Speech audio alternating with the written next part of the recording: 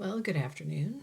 I'm back today to read some more of this book, The One and Only Ivan. Today I have my Choose Kind and Share a Smile, which right now I think we should all share a smile. So let's share a smile. So, a little bit about me that you don't know. I have puppets. And a moose is one of my favorite animals, just so you know. So now you got to see one of my puppets, the moose puppet. He waves, see? Anyway, I'm going to put him down now so I can get to work. But there's a little something about me if you want to see another puppet. Maybe before we're done. Anyway, let's get back to The One and Only Ivan. So we are starting on page 157. Now remember about poor Stella, and they're all very sad. Now, this is called Colors. Julia opens the metal box. I see a row of little squares. Green, blue, red, black, yellow, purple, orange. The colors seem to glow. She pulls out a brush with a thin tuft of a tail at its end. She dips the brush in water and wets the paper, then taps at the red square. When the brush meets the damp paper, pink petals of color unfurl like morning flowers. I can't take my eyes off that magical brush. For a moment, I'm not thinking about Ruby and Mac, the claw stick, and Stella. So I happen to like art. So look, I have a paintbrush right here. They're doing watercolor painting. You may have tried that in art. Almost. Julia touches red again, then blue, and there suddenly is the purple of a ripe grape. She touches the blue, and her paper turns into a summer sky. Black and white, and now I see she is painting a picture of Ruby. I can make out her floppy ears, her thick legs. Julia stops painting. She takes a few steps back, hands on her hips, gazing at her work. She scowls. It's not right, she says. She glances over her shoulder at me. I try to look encouragingly.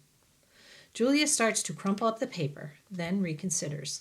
Instead, she slides it into my cage at the spot where my glass is broken. Here you go, she says. A Julia original. That'll be worth millions someday. Gingerly, I pick up the paper. I do not eat a single bit of it. Oh, hey, I almost forgot. Julia runs to her backpack. She pulls out 3 plastic jars, one yellow, one blue, one red. She opens the jars, and an odd, non-food smell hits my nose. Julia pushes the jars one by one through the opening. Then she slides some paper through. These are called finger paints, she says. My aunt gave them to me, but really, I'm too old for finger painting. I stick a finger into the red jar. The paint is thick as mud. It's cool and smooth like bananas underfoot. I pop my finger into my mouth. It's not exactly ripe mango, but it's not bad. Julia laughs. You don't eat it. You paint with it. She grabs a piece of paper and presses her fingers on it. See? Like this. I place my finger on a piece of paper. I lift it, and a red mark is there.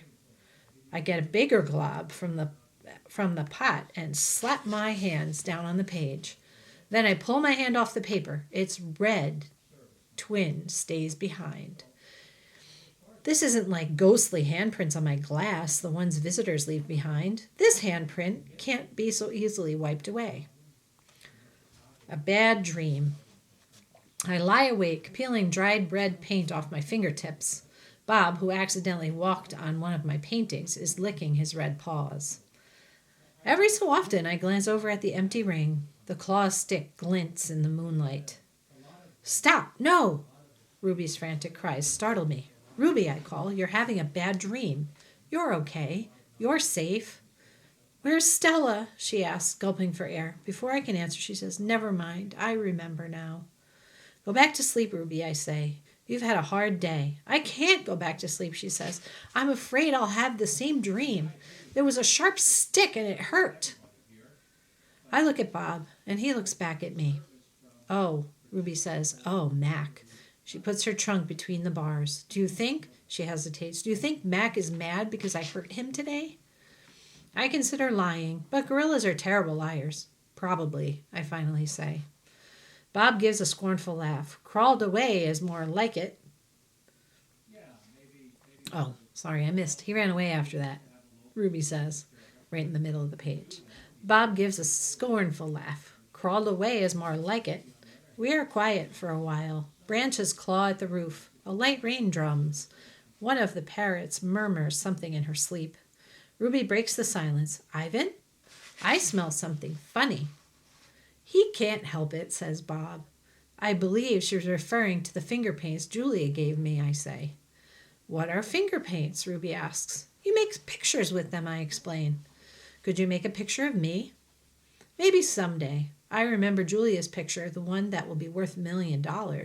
I hold it up to the glass. Look, it's you. Julia made it. It's hard to see, Ruby says. There's not much moonlight. Why do I have 2 trunks? I examine the picture. Those are feet. Why do I have 2 feet? That's called artistic license, Bob says.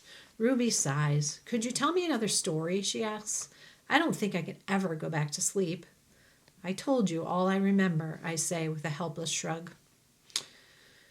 Then tell me a new story, she says. Make something up. I try to think, but my thoughts keep returning to Mac and the claw stick. Anything yet? Ruby asks. I'm working on it. Ivan? Ruby presses. Bob said you were going to save me. I search for true words. I'm working on that too. Ivan? Ruby says in a voice so low I can barely hear her. I have another question.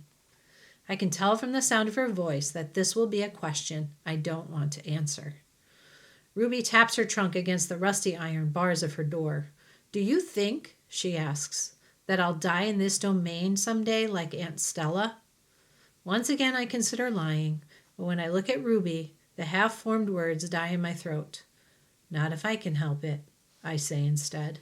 I feel something tighten in my chest, something darkening and hot. And it's not a domain, I add.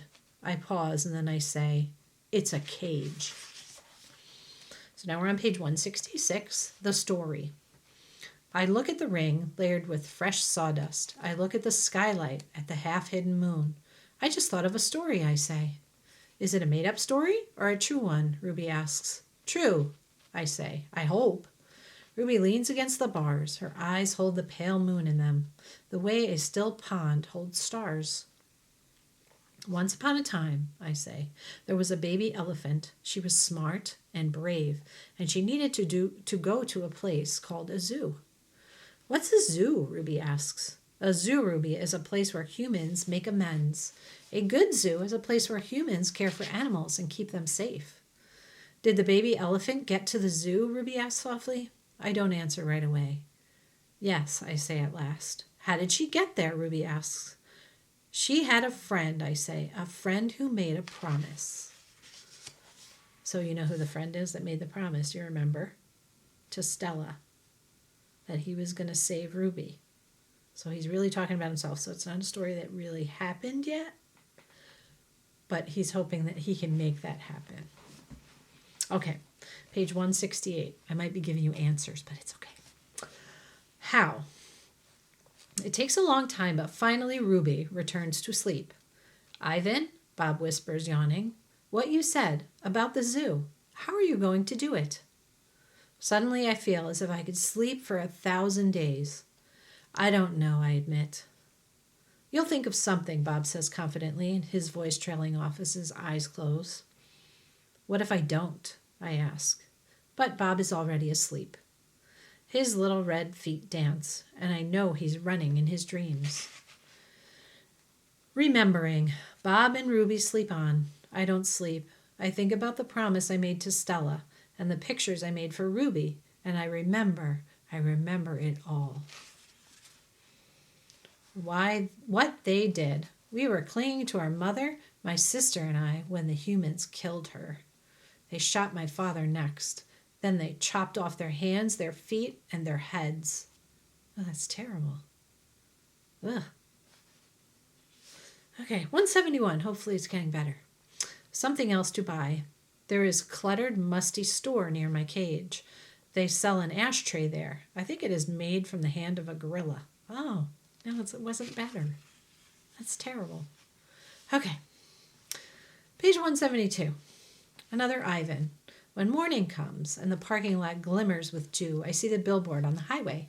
There I am, the one and only Ivan, bathed in the pink light of dawn. I look so angry with my furrowed brow and clenched fists.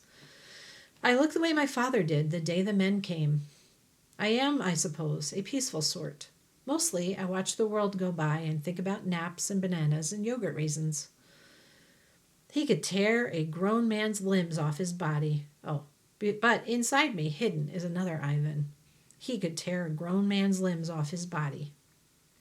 In the flicker of time it takes a snake's tongue to taste the air, he could taste revenge. He is the Ivan on the billboard. I stare at the one and only Ivan, at the faded picture of Stella, and I remember George and Mac on their ladders, adding to the picture of Ruby to bring new visitors to Exit 8 Big Top Mall and Video Arcade. I remember the story Ruby told, the one where villagers came to her rescue. I hear Stella's kind, wise voice. Humans can surprise you sometimes. I look at my fingers coated in red paint, the color of blood, and I know how to keep my promise. Days. And during the days, I wait. During the nights, I paint. I worry when Mac takes Ruby into the ring. He carries the claw stick with him all the time now. He doesn't use it. He doesn't have to. Ruby isn't fighting back anymore. She does whatever Mac asks. I close my eyes. I dip my... Page 175, Nights. I close my eyes. I dip my fingers into the paint. When I'm done with one piece of paper, I set it aside to dry. It's so small, just one sheet, and I'm going to need so many.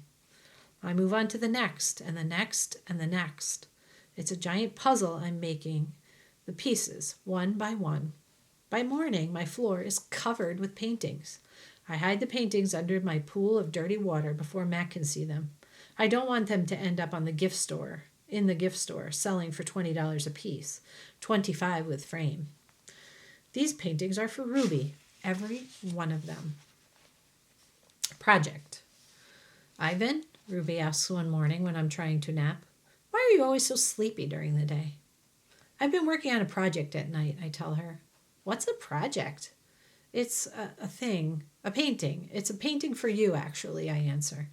Ruby looks pleased. Can I see it? Not yet. Ruby pokes with annoyance at her roped foot. She takes a breath. Ivan, do I have to do the shows with Mac today?